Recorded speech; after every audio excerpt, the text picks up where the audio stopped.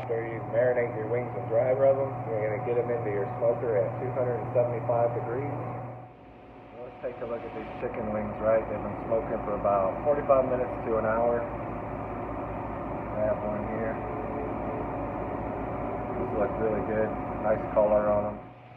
So these are looking really good, right? Great color on them.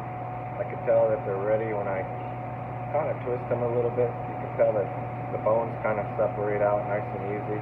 So these are definitely ready to go. And now I'm going to let them rest.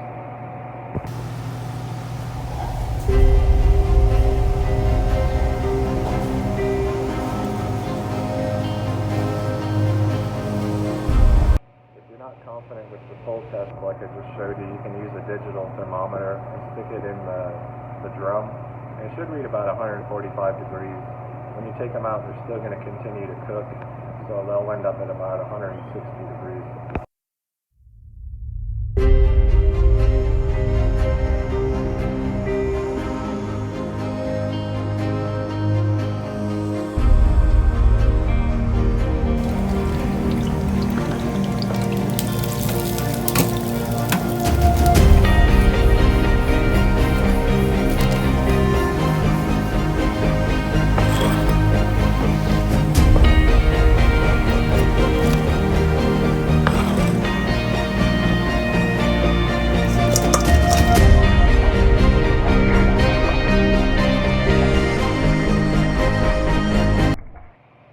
For the fun part, let's give them a try.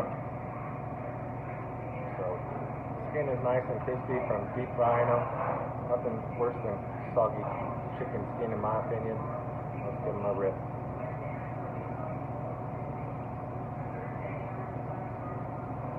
Nice and juicy.